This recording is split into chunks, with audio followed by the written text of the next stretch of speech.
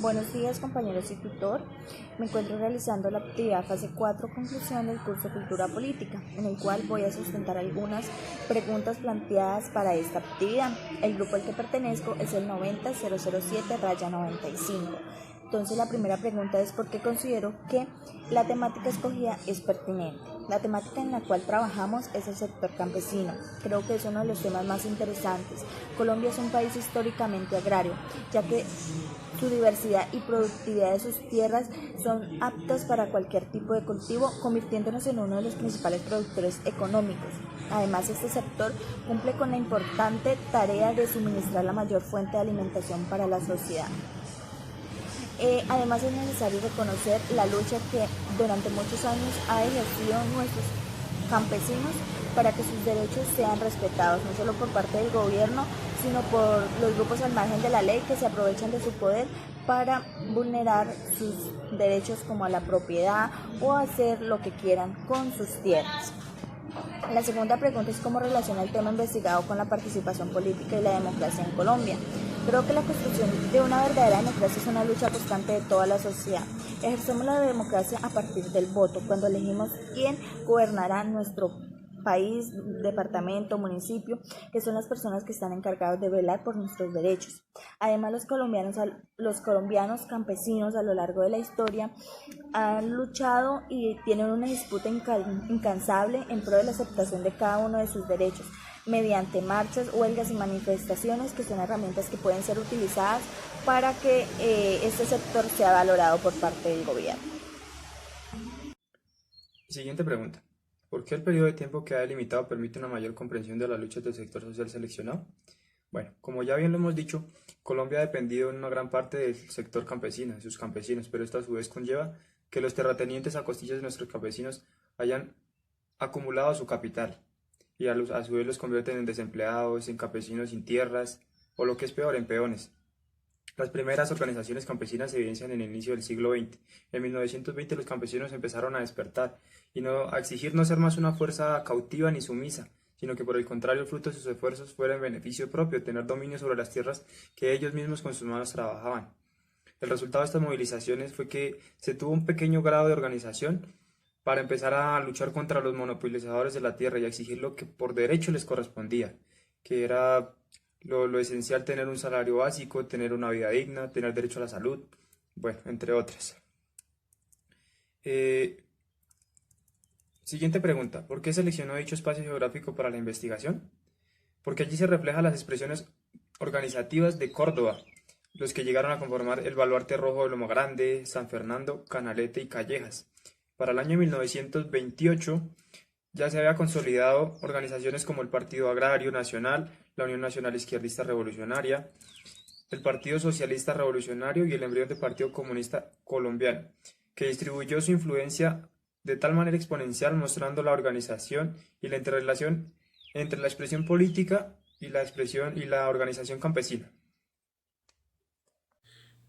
Muy buenas noches, mi nombre es Leonardo Botache. Voy a responder dos preguntas. La primera es, ¿cuál es el contexto histórico en el que se desencadena la temática del sector social escogido? En este caso, el sector campesino, el movimiento campesino. Tenemos que hablar que el movimiento campesino es muy importante en Colombia a partir de los años 1900. En ese comienzo de siglo se comienzan a debatir dos ideas muy importantes en el planeta, y es una idea centrada en el éxito ruso del comunismo y otra idea centrada en un movimiento de derecha muy específico de Inglaterra y de Estados Unidos, que consiste en la supremacía blanca llevada por el movimiento jesuita, que es el que patrocina a Simón Bolívar, e Inglaterra, quienes son los herederos en ese momento del movimiento industrial y quienes con su centralización de la banca apoyan a Simón Bolívar. Simón Bolívar es ese personaje que nos deja un país, una nación, con muchos monopolios, los monopolios de la tierra. Y ese monopolio de la tierra hizo que mucha gente trabajara para la tierra, pero que no fuera dueña de la tierra.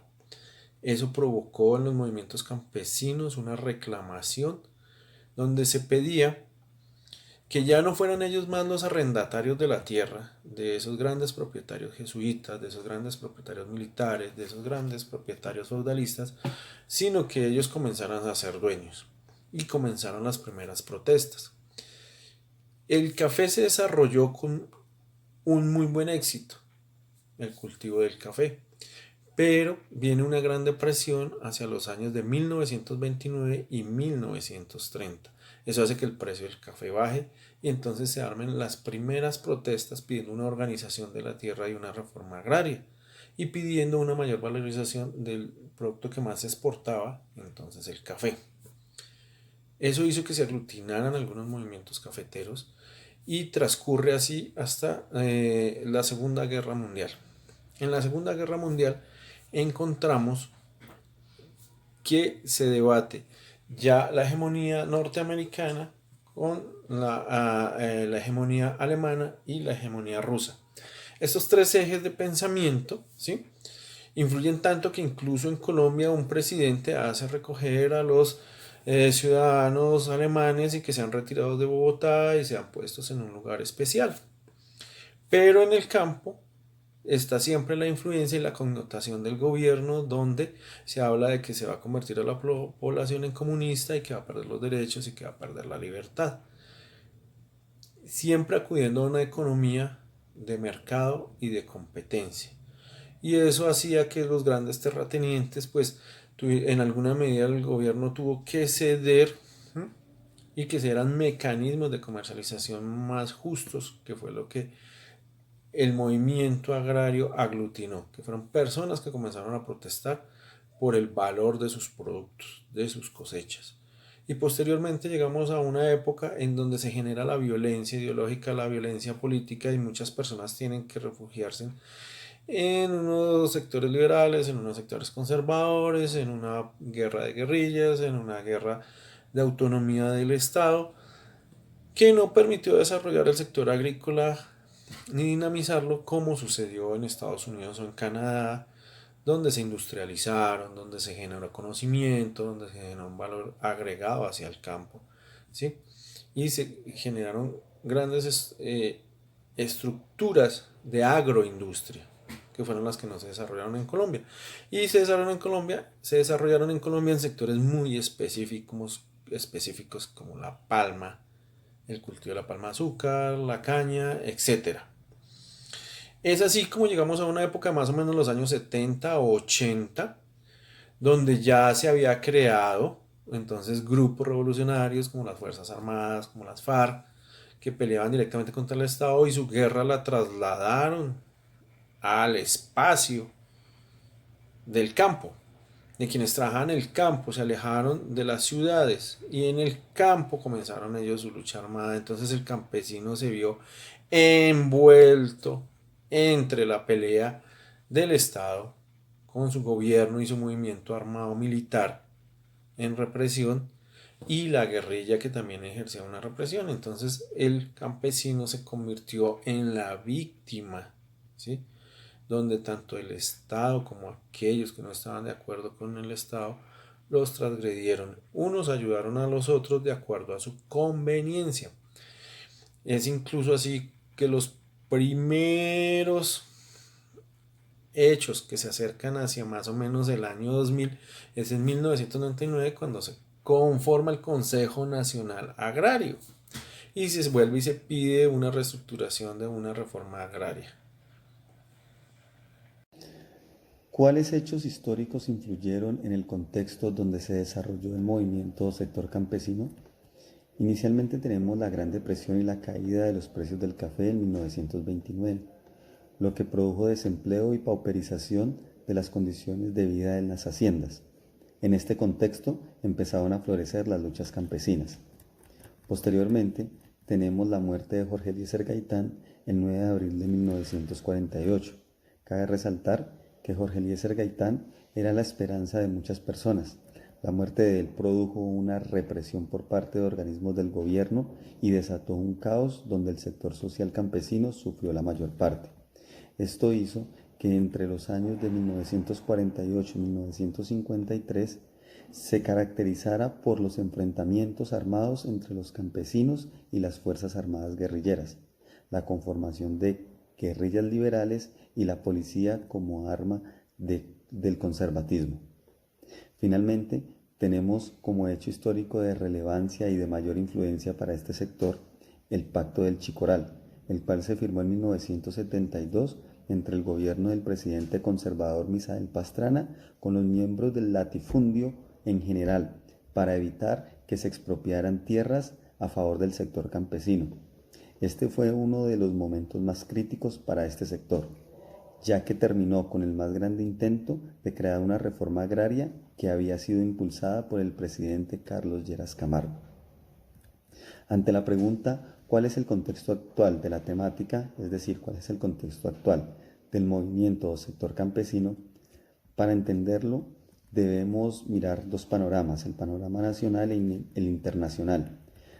Tenemos en el internacional que el 17 de diciembre de 2018 la Asamblea General de la ONU adoptó formalmente la Declaración de los Derechos Campesinos y otras personas que trabajan en zonas rurales, como resultado de un proceso de movilización e incidencia de los partidos campesinos en el mundo.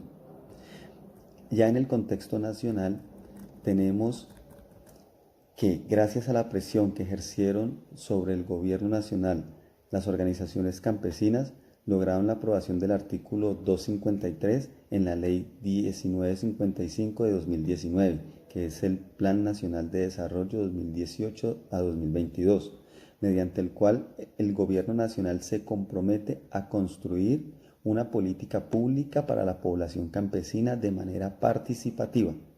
A este logro se suma la sentencia 2028 de 2018, en la que la Corte Suprema de Justicia hace un llamado al gobierno colombiano para la caracterización de la población campesina y la formulación de políticas públicas que garanticen sus derechos.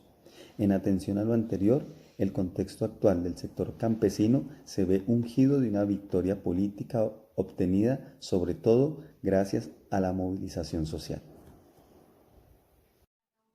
Siguiente pregunta. ¿Cuál es la relación de la temática investigada con el concepto de cultura política? Bueno, la cultura política y el sector campesino son dos temas aparentemente diferentes y que a simple vista no tienen ningún tipo de relación, pero es necesario aclarar que es un pensamiento erróneo, son argumentos de bastante interés, ya que el sector campesino es una lucha constante porque exigen sus derechos y que estos sean cumplidos. Han logrado una gran participación dentro de la cultura política, se relacionan directamente en la economía del país, la historia, los procesos que se han manejado en cuanto a las administraciones de agro, los procesos del Estado y el conflicto que se ha vivido durante más de 50 años, entre otros ya mencionados. Y finalmente, el sector social seleccionado aporta a la construcción de la democracia. La construcción de una verdadera democracia es una lucha constante de toda la sociedad. Y esto se ve manifestado a través de las luchas constantes del sector campesino. Es un ejemplo de persistencia, es una búsqueda de acceso pleno a todos sus derechos, logrando implementar planes de acción que faciliten a que este sector obtenga un bienestar integral que tanto merecen a través de gestiones relacionadas. Por ello mismo, el campesino contribuye al crecimiento de la agricultura, la economía turística, comercio, que a su vez favorece al crecimiento y enriquecimiento de nuestro país. De lo anterior podemos concluir que el sector campesino siempre será indispensable en la economía de nuestro país, que se debe seguir fortaleciendo y brindando ayuda para que nuestra economía nunca se vea afectada por las malas decisiones de nuestra política.